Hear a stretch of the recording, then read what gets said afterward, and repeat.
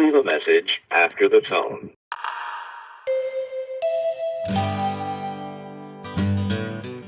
Hey, Mom. Hope you're having fun in Scottsdale. Just thought I'd check in from my bunk at camp. Well, technically, I'm in Nurse Blair's office. She has a pretty extensive candy stash. You know I can't resist that. Nom, nom, nom. Anyway, it's only been a few weeks, but this one camper named RJ has been such a pain in my ass. She tried to lure a raccoon into the bunk on the first night. Camp director Susan would not have put up with that, but the new camp director, Gary, I don't know, he's been, really busy, hasn't really talked to us, at all, which could be kind of chill, I guess. Anyway, say hi to the Scots gals and don't get too drunk. This is your daughter Casey, by the way. Seriously, don't be a wine mom.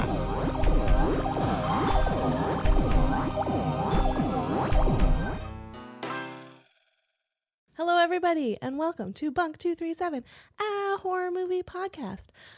It's the fictional camp where we go and talk about horror movies because we love them. I am one of your hosts, Robin Zlotnick. Hi, I'm the other host, another person on this podcast. My name is Tuyet and Robin. And I'm super, very, hella, there's probably other better words I could put there. But I'm very excited to have our guest today, my friend / comedian / D&D person / podcaster / that's all of them, Jordan Dahl. Hell yeah. Yay! That's me. And there are so many more to yet. / Reptile enthusiast. Guy who had a grilled cheese for breakfast. Is it? Yeah. I figure if I just put it on one slice of bread, it's like in some way continental. What kind of cheese did you use? My girlfriend went to the Bristol Farms, which is near us, which is an incredibly overpriced grocery store. And she got a plate of, what was it called? It was like household favorites, or maybe it was everyday favorites. That. A sampler? But yes, exactly. And I used the Colby Jack from the sampler on a piece of Dave's. Oh, Killer Dave. Killer Dave. That's the one. Yes. The ex-con who got into, cooking bread instead of cooking fools. Wow, that's a great transition to talk about killers. Speaking Robin. of killers. Talk about killers doing good. Our movie today It's really good. is 2021's. It got delayed a few times. Mm-hmm. Candyman, directed by Nia DaCosta, produced, co-written by Jordan Peele. It is the highly anticipated combination sequel reboot to the 1992 classic. We're back in Cabrini Green, except it's modern day. It's still gentrifying, and we follow an artist named Anthony, played by the very handsome Yahya Abdul-Mateen. Really handsome. I was like, every man in this movie is the most handsome man I've ever seen. Yes, that's for sure. He's an incredible actor, too. He really is. And he plays Anthony, an artist who's sort of looking for his next big project. And unbeknownst to him, he is also the baby from the original. He's the baby from the original Candyman, who was kidnapped and cared for lovingly, apparently, by Candyman for about a month when he was very little. A fact that he learns way too late. He's already sort of very entranced by the story of Candyman and slowly transforming into the Candyman. Yeah, he's becoming himself. a Candyman himself. Yeah.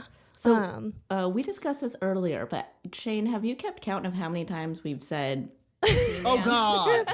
Oh, no. It's way past. We have summoned him. He is at our dinner table. No. The bees are in our mouths. Sweet Pete. We're done. Sweet Pete. What if Sweet Pete is an even worse one? It's like, no, they changed it for the movie. Sweet Pete is the real one. Can't summon him. We decided to call Candyman Sweet Pete from here on out because you just said it again. We can't. Well, that was the Sweet last Pete time. is fine. That was the last time. Well, Well, I mean, it's kind of a Gremlins thing, you know, like when are you if you get interrupted, does it continue? Right. How long does it last? Can you say it one day and then say it the next day? Or is there an expiration of, like, you have to say it in succession? Do you know what I mean? Does Sweet Pete only arrive if you're looking in the mirror, or does it work over Zoom? That's the thing that we're currently gonna figure out. That's one of the many fallacies of this particular urban legend. The logistics of it is, how does it work? I think you got to be like engaged in the ritual. You got to be like, I'm gonna go summon Sweet Pete and do it. And I think as long as, you know, you could be interrupted by, say, oh, what was the name of the girl who came into the bathroom? To be shit on at first and then to cry in the stall. We've all been there. Yeah, me too. What's her name? Kelsey or something? Yeah. She like interrupted them. I don't know if they'd completed it yet, but then they went back to it. And they were still, I still think mentally at least engaged in the ritual. So they were still, you know, going. The bathroom scene, one, I don't know why it was there, but I liked it. It was from a different movie. There were a lot of scenes. Totally. Let me say, I was there were a lot of scenes where I was trying to figure out, why is this here? Where does this fit in? But in that scene, when she is like, just like, she like gets made fun of right away, and then goes into the bathroom stall just to sit and listen to like music and like drown out the world and be sad. And I did have like a vision of myself. Same. I was like in school, I was like, damn. Eating lunch in the bathroom or just running away to the bathroom for 20 minutes. Totally. Fully been there. Very relatable. I like that scene. It did feel like it was from a completely different movie. It felt like meanwhile in a different movie about Sweet Pete. But it also had very, very syrupy blood. I couldn't stop thinking about that like sheet of blood that came down. How thick and ketchupy this blood looked. Exactly. And I kept waiting for it to come back around, or in a way where it's like, oh, these girls also live in, like, did anyone understand that connection aside from them doing the ritual? No. Who were any of those teen girls? The teen girl, you saw the main one in the art gallery earlier. And it the camera kind of followed her. You thought she was going to be important. Yeah. And then that's the only other time she comes back is when she decides to do it.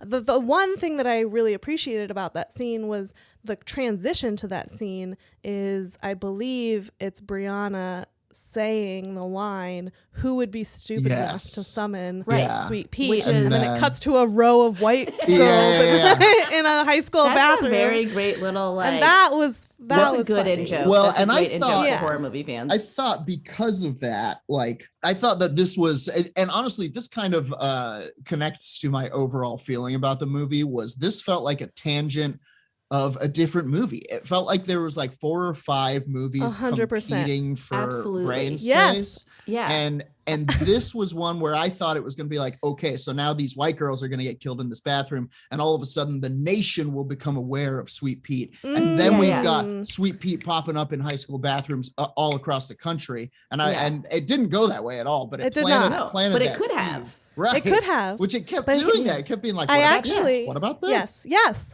I actually have a badge for this. Yes. I would too, but I was like, I knew this was going to come up. My main problem with this movie, and I call it the Theses Pieces badge, because there are too many messages, too many theses. That are parts of each other that contradict each other. Even 100%. I have written down. There were 4 main strands of this movie that I thought, like, if they picked one, it would have been so solid and so good. You have the artist, you have the character of Anthony, who is like sort of called back, and you know, he's been marked by Candyman years before. He doesn't know why he's called back, but he ends up in you know, taking on this persona of Candyman, and you realize that he's been doomed this whole time to carry on this tradition. And it could have been like a really solid like pessimistic commentary on, like, you know, black men being trapped in cycles of violence and institutions or whatever. they kind of did that. They kind of did not. But Yeah. The next one, which I thought was like the main thing that they were trying to go for, was the idea that Candyman was the whole hive. Yes. And it was, it wasn't one person. It was all these stories of black men being mistreated by white people. And it was sort of this revenge fantasy against white supremacy and white institutions and all that, which they like mostly did, but then there was like all the little extra things that they were the throwing little extra in, things, because it was just and, like, yeah, it was like, and like I think the problem with the original movie is that like if that was the case with Candyman, if that was the goal with Candyman, why was he terrorizing this housing project? Yes. And they tried to they almost did it where they were like, okay, in this movie Candyman only terrorizes white people, but he doesn't, because he kills William's sister. Yeah. And it's just like, what are you? For sure. So close. So then, the third strand that I thought was like also very cool and interesting, but not fleshed out, was the whole William story. And he's this resident of Cabrini Green who's like, truly like affected by this like generational trauma. It keeps coming up. He's perpetuating, and it's like, so he becomes sort of crazed and goes on this like crazy sort of like misguided attempt to like keep this history alive and like really like and kind of reclaim it in this weird misguided way. Yes, absolutely. By perpetuating that violence. Which could have been so good. Any one of these could have been incredible if they just dialed in on it. And then, so the last one, which I think was not my favorite, but was also something that they kind of did, was like the same point of the original movie, which was making Anthony sort of this gentrifier as an artist, sort of like a wealthy artist. He sort of mirrored Helen from the original so much as like sort of this interloper and like person who is not. There was that whole scene with the art critic in this movie, where she's like, "You're kind." She says, is right, responsible for this. Art as a tool for capitalism. Yes, exactly. Yeah, and they just tried to do all of these. Tried to do it all. It's like it's like one of those. It's like making a soup where you're like, what I love is all of these ingredients that are really good by themselves, and so you try to put them in this soup and it just becomes a horrible slop. And it's like, oh no, I've made a mess. But here's the deal, I'm eating that slop. I'm eating the slop. I'm eating that slop. I kept thinking that every time Candyman, Sweet Pete. Oh, God. We're gonna die. Woo, every time. But maybe, I don't know who his victims are now. Every time that he showed up and started doing the stuff, I was like, this is incredible. And it's still so scary and it's still so visceral. And it's he's still such a frightening character, but it's gore. I think it was a testament to Nia DaCosta's direction that it was even it was so nice to look at. Yeah. Yes. It was like a very looking well done movie. Yeah. Even the ketchupy syrupy blood I'm goofing on had a kind of candy quality to it that you're like, okay. Yeah, I like that. Because I like that it also acknowledged that it's a horror movie, that it's truly kind of fun and campy. They had a lot of great jokes. As far as sort of visual stuff and things that she was doing in the movie that I really liked, I had a badge for that, which was the it's getting hot in here, let's get some fan service badge. For all of the very fun, I'm a fan of this franchise, even though I will admit, I don't think all the movies are that great. But I'm a fan of the franchise. Even in top 10 horror movies, I don't know if I'd put any of the Candymans in, but if it was top 10 horror movie icons, I love Candyman as an icon. Absolutely. As a character, as a villain. So me watching this reboot sequel, the first time there was a bee on screen, I was like, oh my God. I was so excited. And then when they reference, and I think this is also maybe Marvel brain, but I love sequels and prequels and expanding universes, and when they cross-reference each other, and when they did the shadow puppets of the first movie, which I think is a brilliant way to do a flashback without using the shitty footage from the first movie. I loved that. And I liked that they brought back Anne Marie, Vanessa Williams as Anne Marie. She was so good. She was good, yeah. And like I loved like that they she brought was in back one Tony scene, Todd. but it was yeah. so good. Yeah, Tony totally. I thought Tony Todd was going to be more present in it from what I I heard. did too. I was a little disappointed. Yeah, me too. Yeah. The other guy who showed up as Sweet Pete in most of the kind of the horrifying flashbacks was also very scary. And I was like, okay, this guy's creepy. He's got it. He's got whatever his name is. is. Michael Hargrove. Totally. Yeah, absolutely. But I did expect, I was like, Tony Todd. The one thing that I didn't quite fall for were the pieces of candy dropped on the scene. That was one of the time. extra, like, what is, okay. I was like, what is this? Never paid off. Especially because Sherman Field, the guy who, donned the hook and was beaten, wasn't actually the one handing out the candy with the razor blades. So and that was part of the story, was that like he was beaten to death by the police because the police thought that he was the guy handing out the candy, and they found out later it wasn't him. And I think like that's like what you're saying, Robin, where it's like this is like one of the theses that like that like that urban legends are like the black boogeyman is what the crux of the movie in a sense, right? The face until they sort of fear. Yeah, absolutely. Yeah, but that's just like, but it's because stories that people are telling each other. That's almost like a fifth thesis. There is there is like this whole through line of like the perpetuation of myth and like how we believe in them and how we practice them. Because you hear people in the movie retell the story of Candy Person. Nice catch. Nice save.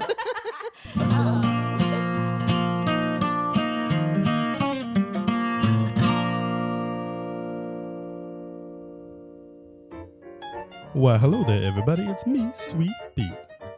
If you're enjoying this wonderful conversation about me, why don't you head on over to Bunk237 on Apple Podcasts and leave them a sweet treat. That's right, 5 stars, baby. Now let's get back to the show.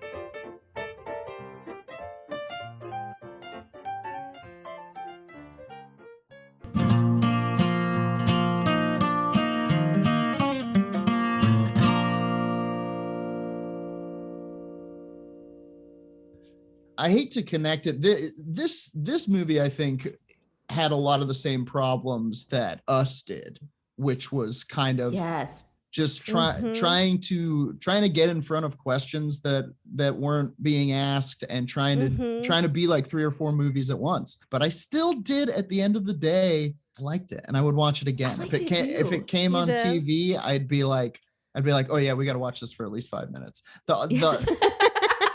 Like just the way it was shot, at least 5 minutes.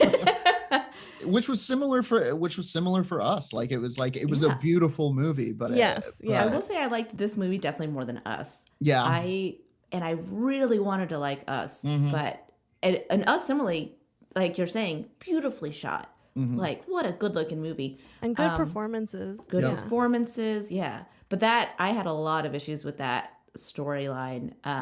Whereas in this one, even though there was like a lot of tangents, I didn't think it was like, what the fuck's going on? What just happened? But how many Sweet Pete's are there now? Yeah, but I also kind of found that I don't know if charming is the word, but I also I think I understood Nia DaCosta's vision a bit more. That she was trying to create all these different layers of story as a reflection of the Candyman myth itself, Yeah. I did have because I think in the last 10 minutes of the movie, like the final scene of the movie, I think that was her our statement of what the movie was about, which I wanted to get, I have a badge for that, to our main character. Our main character, I wanted to give him the Great Resignation badge for, I think, finding his purpose as a villain in 2021. He is, as an actor, he is the perfect choice to take up the mantle from Tony Todd. The voice, the presence. Yeah. Totally, right. I think he really nails it. Yeah. I agree. I think that he was underutilized throughout the movie. Like, his character was so confusing to me. Yeah. Because he was just kind of an asshole from the beginning. Sure. Totally. And Yeah. it could have been one of those like horror movie things where like he's slowly going crazy and you know he starts out super sweet and amazing. Yeah. But he had maybe like a line where he seemed nice and then the rest of the time he was like kind of a like a drunk asshole and I was like, what? Like bit of a d-bag out of the gate, and I think they were maybe like setting up like you don't want to feel too bad for this guy when it happens, right? But even that transformation was kind of, you know, it was muddled. He got stung by a bee, but he's also the baby, and he's also kind of I like the Spider-Man origin story of getting stung by a bee. But it is, you know, it's so funny because like you were talking about the Candyman kind of just character to yet. Like I will keep coming back because it is such a scary kind of, I mean, we're even doing it now. We're perpetuating the story by calling him Sweet Pete, you know? We're like, I can't say it. It's such a scary idea of this like this mimetic virus that like now you know about it and you can't not know about it. Right. So you're part of it. And like whether you want to believe it or not, it's happening. You have the power to summon it. I think that's cool. Like you, like we know the secret. Like we know the moves to do to have him come. I'll keep coming but back. it's also like you're not safe. Even if you totally. Him. And now there's this new Candyman. Is the world ready for a hot Candyman? I mean, don't get me wrong. Tony Todd, striking features. Striking features. Very tall. But is the world ready for a fully hot Candyman? I don't know. I think the answer is yes. Yes. I'm sorry. At least for me personally. 2 out of 3 here right now. Yes, that's a majority, Jordan. Listen, I'll say it 6 times, Sweet Pete. But one for each of his abs. In that last turn of the movie, when it turns into this like little cop story, which cops and white supremacy versus these black communities is a big part of this story. Sure. So at the very end in that scene when it's like, oh, cops are bad, which I'm fine with that in a movie. And then the corrupt cops, and they're trying to talk the girlfriend into that was honestly like the scariest scene of the movie to me. Totally. But then she turns it on them. She turns it on them by like using the legend to her advantage. I think in this movie they take the urban legend of like the black boogeyman and turn him into an urban legend of like black vengeance. Yes. And like a black anti-hero, kind of like vigilante. And that's how they end the movie, which I think is such a cool way to open this character up to other storylines. I want a Candyman series. because you know is we're in one. Oh God. At the end of the day, while I did like it and they would like thought it was a fun watch, I don't think it was the entry that the franchise required. I don't think it was the sequel I was looking for or hoping for. What would have been the ideal direction for you for this movie? I don't know if it would be an ideal if I can pick a specific direction, but just one that is more focused on any one of those things that you're talking about, because the horror is going to build itself. Like, you know, it's such an iconic, scary figure that it's like you can cook up 1,000 fucking American Horror Story scenarios for the Candyman to murder people and build a movie around it. But if they just if it had had a little bit more focus on, I guess I wanted to know more about him. Like I think him as kind of the driving force of it, and his transformation and kind of descent into becoming the thing that he was, you know, so afraid of in the beginning, or at least fascinated by this icon of fear. And at the end, you're right, it is very scary to see him show up as like he seems kind of out of it, but like reticent, like he's accepting it, and he's like all beehived up and shit. It's frightening. But it was really scary to me in that moment when like you think he's totally out of it, and then he says Brianna's name, and you're like, oh, he like knows what's happening. He's here for it. Yeah. A question for everyone. You are the editor of this film. What is one scene that you're taking out? You get one scene that like Nia DaCosta's like, okay, listen, we got to keep it this long so like we can take out one thing. I am taking out the flashback with William and his sister in the bathroom where he's trying to get her to play with him, and then she gets killed by Candyman. I legitimately don't know why that was in there.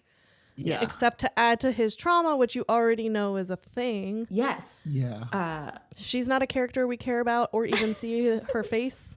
Right. Right. It complicated the whole like Candyman character.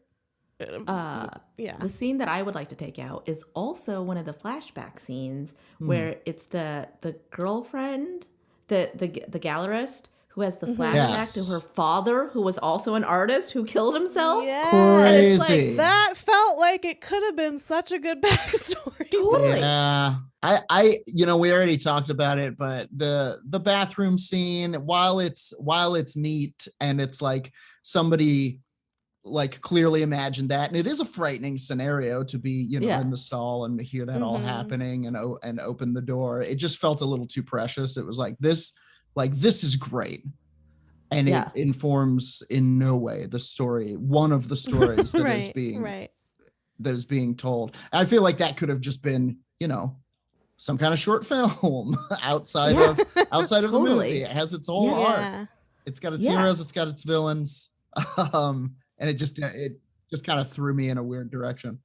There were so many details that were like very silly and kind of fun, but I was also like, why are these in here? like the gallery assistant who like was obsessed with Joy Division. So only spoke in Joy Division quotes. Totally. And wore a Joy Division t-shirt. I love that. Okay, I had small badge for her, which was the R.I.P. Ian Curtis badge, because I love whenever Joy Division is referenced in any pop culture, because it's become sort of like a movie cliche way of calling out that a character is sad, weird, art goth. When the gallery owner makes that joke and he goes, "We get it, Jerica, you like Joy Division."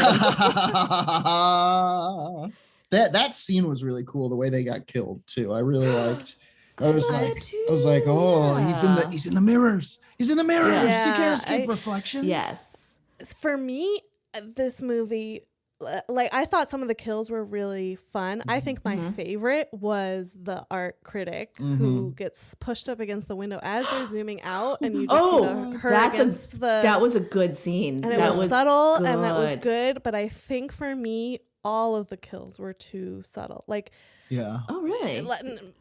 Did you want like a bigger? So many of them happened through mirrors and through, and then he was invisible, and it just didn't scare me. There was very little consistency to the way that to Candyman's Sweet Pete's powers. Right. But there is something about not being able to, like, being in the room with someone that you can't see really freaks me out. Is totally terrifying, but it was like not, I don't know if it was just not heightened in a way that worked for me, or like not utilized, or maybe it was even like the sound direction, like the sound wasn't good enough to like make up for not seeing stuff. But I just thought that's one thing that the original has on this one for me personally is like the it's so much, there's jump scares. It's like you see scary. You see Candyman slice people, like you see like I don't know. It does seem it's scarier for me. In the first one, it seems much more chilling and kind of stark when you see the murders. You're like, oh no, right in front of everyone. Whereas in this one, and I think it's maybe kind of a symptom of just modern horror direction. It just kind of felt like bing, bang, pow, murder, and his throat explodes and blood splatter as you've come to expect. I want more violence. I wonder, like, if the point of not seeing the literal kills, but just like this was part of the way to show that, like, that we don't know who this totally is. That he's not the one he's person. Not a literal. He's not a Daniel Robot. It was their own actions that caused he's the this, whole high. Right. It was all suicides. Right, because of reflection. Yeah. The biggest creep factor was when Anthony was like sitting in that fugue state, and then when William Burke cuts his hand off. The like, cutting of the arm was pretty great. Yeah, I think that's like gnarly. A ligament thing. Yeah, totally. Yeah, there's definitely ligaments in your arm. As I understand it.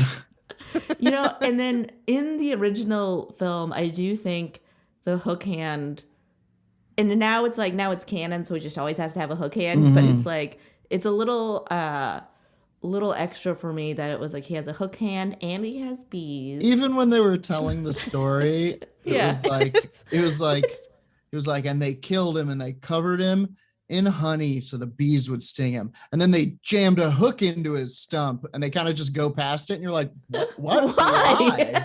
Yeah. And then they lit him on fire as a vengeful spirit. Yeah. And in case he needs a hook later to kill us all, we'll jam this in here. Right. I think honestly, this is more on the shoulders of the racist murder mob. When they killed him, it was like one of them should have been like, "Is the hook? Do we need it? Listen, yeah, I can't help but feel like this is a plot point." Look, maybe they didn't want that hook anymore. They were like, we can't just throw it away at the hook. Something in the recounting of it, he's like, they jammed a hook in the stump to worsen his agony, and it's like, a very specific way to worsen agony that could result in your imminent hooking. Maybe they thought in the off chance that he survives, he's going to have a hard time with that hook hand later, trying to wipe and eat and do other everyday activities. Yeah, truly. Or they were, or like initially they were like, he hates hooks. So you hate hooks? Wait, are you sure you heard that? I think you misheard. I think he said he hated that one book that somebody loved. He's a really studious villain, actually. Classic Sweet Pete is what that is.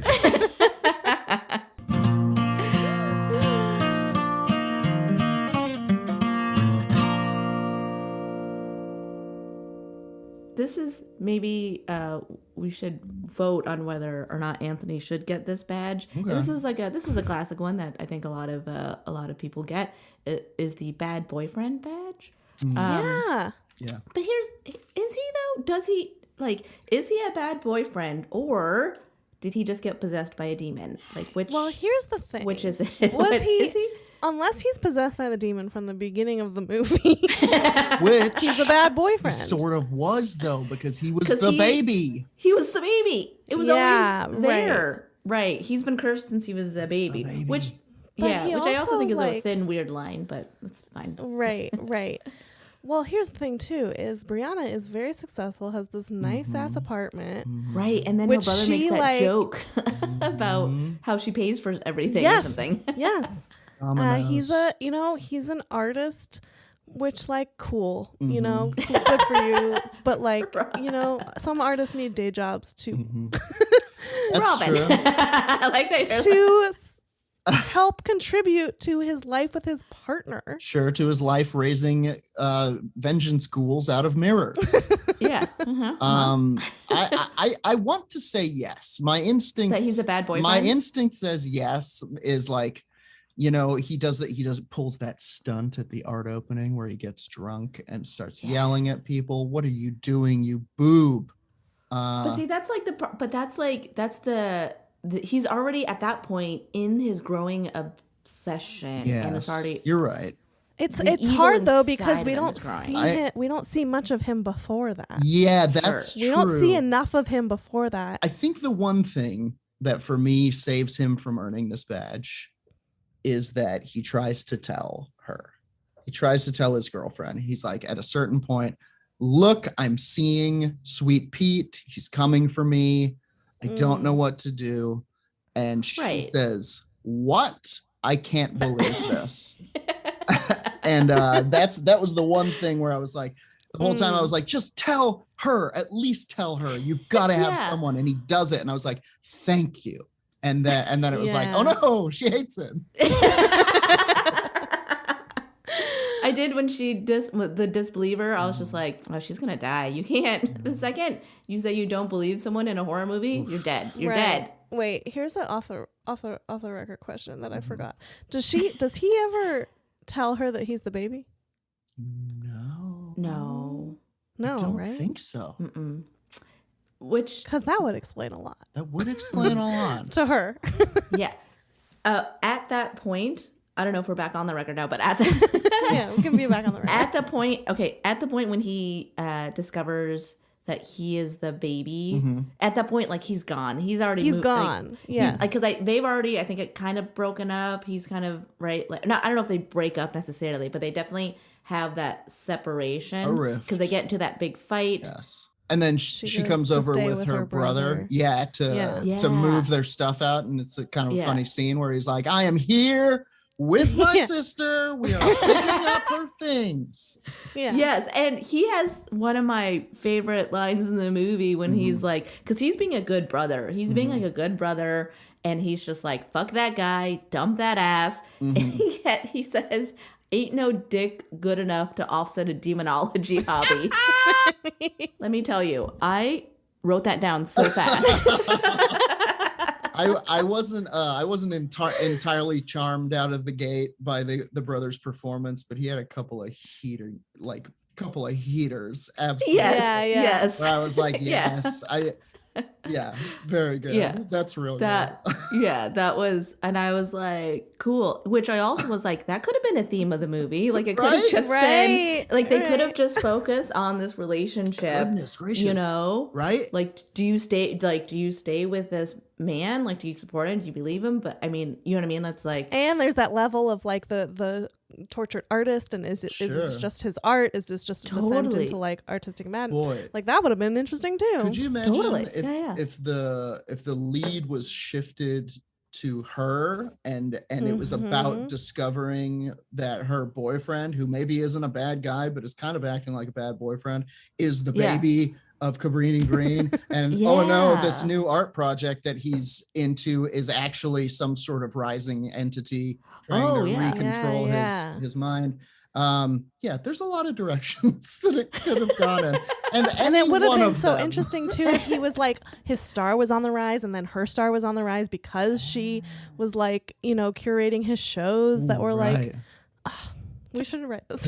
Look, there's another sequel. I'm telling you. The other project that I 100% want to see is a sitcom of the month with the baby in Candyman. I want to see Candyman and the baby. Because their adventures together. He took really good care of that baby somehow while he was off killing. He's having to learn how to change diapers, but also he's sort of this like physical, non-physical entity. So it's like, and he has to keep the bees away from the baby. The baby keeps trying to grab the bees. Where is he getting this baby formula? Is he going to the store? Is he shoplifting? He doesn't have a job. He doesn't have money. L'enfant irréprochable. Did you just see the hook like on the the shelf in the store, grabbing all the baby formula, grabbing all the diapers? I can see the trailer for sure. I want this spring, and he's like he's like testing the water with a hook and testing it on his wrist to see if the bottle's warm enough. Yeah. It's one Candyman and a baby. Yeah. And he's got to leave it. Oh, somebody's summoning me right now. Oh, the stove is on. Oh. I'm going to give a badge that I just created right now. It is called and it's in quotes. It's very important how this is spelled on the badge. It's in quotes, GOO exclamation point for goo, which is a badge that is going to our main character for when he turned around and I saw all those bees in his body. Holy moly. Trichophobia. Are you familiar with that? Yes.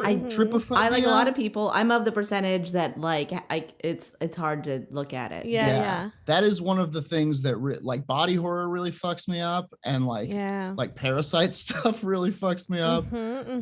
And when he turned and you kind of saw like all the little hive marks on him, it made me say goo out loud, which is not a lot of things can do that.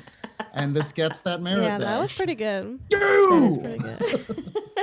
The body horror was good, but I wanted more. You wanted more? I wanted more. Oh, You wanted the fly. You wanted him to become I did. the bee. I wanted The it to be real bee. gross. He becomes a giant bee, and Oh, then he stars in Bee no. Movie. it's a different sitcom altogether. Jordan, can you do me a favor? Can you look in the mirror and tell me? I'm afraid I can't. Tell us where we can find you on the internet. Okay, I'm afraid I can never look in a mirror again.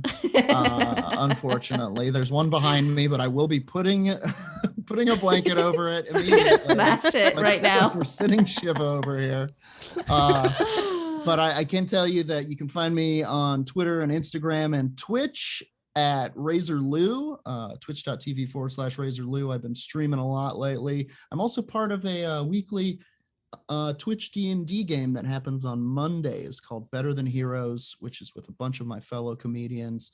That's Mondays on twitch.tv/Better Than Heroes at 8 p.m. Mountain Time, which is the closest time zone to space because it all takes place in space. You also have two excellent podcasts Thank that you I so really much. love. I do. Werewolf Radar with our friend Nate Balding. Absolutely. And Fight Island, which I really think is such a good podcast. Well, I thank you am so such a much. fan of Fight Island. I think you and Sam Wiles do such a good job with it. Well, thank you so much. We were just talking yesterday about how it totally started as just like we need to make a podcast so we can still hang out after we both quit our shitty job. And it was such like a from the hip, like, what if we had fake fights? And it's turned into like the funnest thing. Yeah, That's it's awesome. very fun. Everyone should subscribe to Fight Island and Werewolf Radar I agree. and your Twitch stream. And Bunk And 2 just 3 Jordan Doll's and Life. Bunk 2 3 Subscribe to 7. Jordan Doll's Life. 237. Rate all of it on Apple Give Podcasts. us your stars. They're free. All 5 of them, please. All 5. Hand them over. All 5. Jordan, can you sign us off by saying Candyman 4.5 times? Oh my God. God, I don't know if I Candyman, cat, Andyman, candy.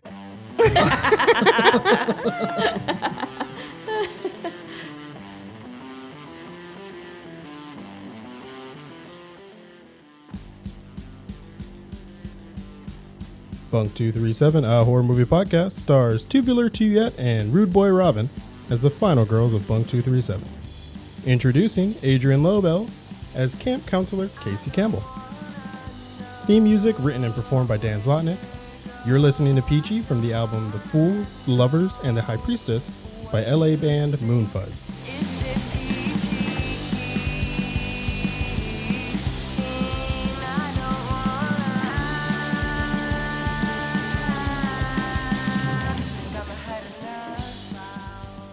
You can follow us on Instagram at Bunk237Pod and Twitter at Bunk237. Please rate and review us on Apple Podcasts and subscribe wherever you listen to podcasts.